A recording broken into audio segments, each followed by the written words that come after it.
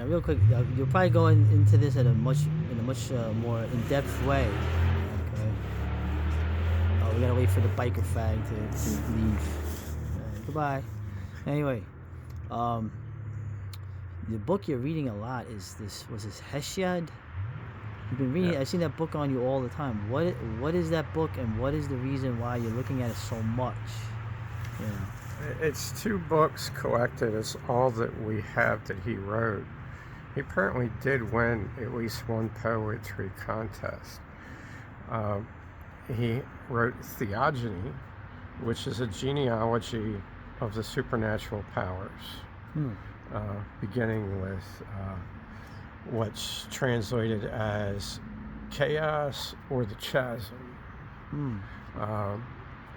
and giving birth to night and sky, and then their different genealogies. But I'm looking at that again.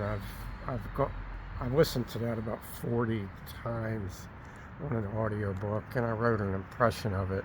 It's like a 900 line poem. And some of it's just lists of synonyms and stuff. But so I'm taking another look at that and using it to reflect on his other poem, which is Works and Days. And this was a not very poetic poem that has little bits of verse in it that he apparently quoted from some other poet, but it's written to his ne'er-do-well younger brother.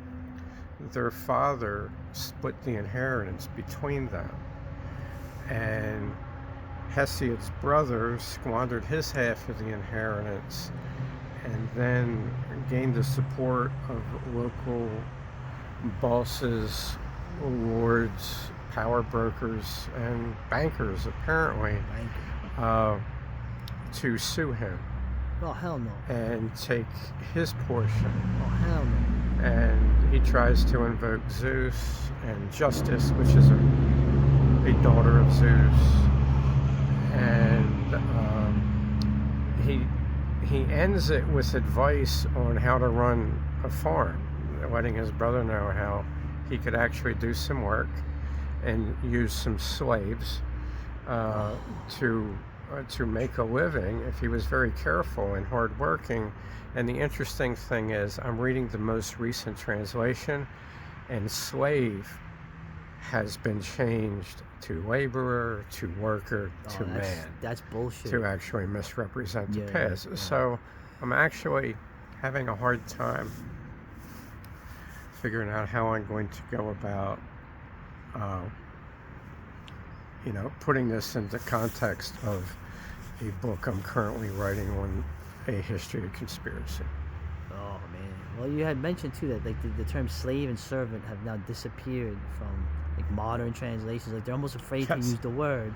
And of course, servant is synonymous with slave. You see Medea, the Rob Jeffs' version, that's interchangeable. Right. Well, all right, that's interesting. And Hesiod, who was he? Where was he from? What? So he was from Central Greece. We're used to most of our material coming from Athens, which would be on a small peninsula in the southeastern portion of Greece that had a lot of concourse with the Asiatic world. Hesiod is from the area that became dominated by Thebes, and he was a shepherd at the base of a mountain called Helicon.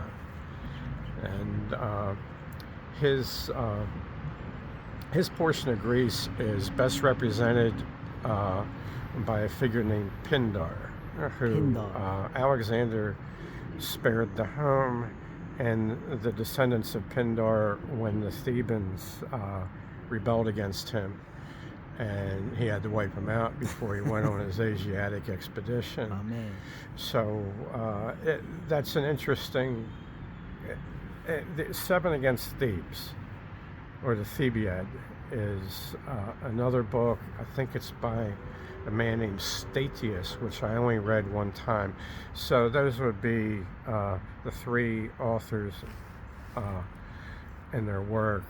Pindar wrote odes for champions, and the two works of Hesiod are the oldest, next to, but they might have been written at the same time as the Odyssey and the Iliad.